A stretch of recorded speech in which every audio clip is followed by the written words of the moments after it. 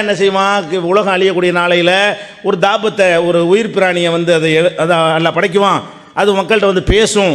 இறுதி நாளுடைய அடையாளம்னு சொல்லி குரானில் என்ன இருக்குது, ஒய்தா வக்கால் கவுலாலையும் மஹ்ரஜனாலகும் தாபத்தை மின்னல் து கல்லி முகம்ண்டு 27வது அத்தியாயத்தில் 82வது வசனத்தில் எல்லாம் சொல்லி காட்டுகிறான். இதோடு நிறுத்திட்டு போயிட வேண்டியான என்ன உயிரினமும் தெரியலை, ஏதோ ஒரு உயிரினம் வரும் பேசும். அவளோட நம்ம என்ன செய்யணும், நிப்பாட்டி கொள்ள வேண்டும். என்ன செய்கிறாங்க தெரியுமா, அந்த தாபத்தினா என்ன தெரியுமா, அதனுடைய தலை வந்து மாட்டு தலையாக இருக்கும். ராசுஹா ரவுசு சௌரி, ஐனுஹா ஐனுல் ஹின்சீரி, கண் வந்து பன்றி கண்ணாக இருக்கும். உதுனுஹா உதுனு ஃபீலின், காது வந்து யானைக்காதாக இருக்கும்.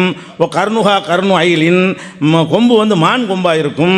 சதுருஹா சதுரு அசதின், நெஞ்சி வந்து சிங்கத்து நெஞ்சாக இருக்கும். லவுனுஹா லவுனு நம்ரின், கலர் வந்து சிறுத்த கலராக இருக்கும். ஹாசிரத்துஹா ஹாசிரத்து ஹிர்ரின், இடுப்பு வந்து பூனை இடுப்பாக இருக்கும். தனப்புஹா தனப்பு கபிஷின், அதனுடைய வால் வந்து ஆட்டு வாளாக இருக்கும். கவாயிமுகா கவாயிமு பயிரின், அதனுடைய கால்கள் வந்து ஒட்டகத்தினுடைய கால்களாக இருக்கும். ஒவ்வொரு கால்குடைய தூரம் வந்து 12 முழமாக இருக்கும்.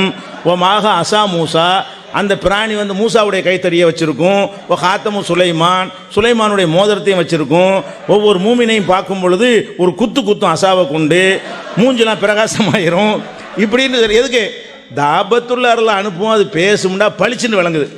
இது என்னதுக்கு, உலகத்தில் அத்தனை பிராணி அனிமலை எடுத்து ஜூவில் போய் பார்த்துட்டு வந்து ஒவ்வொரு இடமா பார்த்து புராணங்களில் கற்பனை பண்ணுவாங்கல்ல, இது விளக்கமாக இது என்னங்கிற தமாசா. அல்லாஹ்வுடைய ஆயத்தை வந்து கேலிக்குரியதாக ஆக்கி விட்டார்கள் வருது. அது தெரியல உங்களுக்கு, இது கேலி செய்கிறாங்கன்னு விளங்கலை. இது யார் சொன்னா?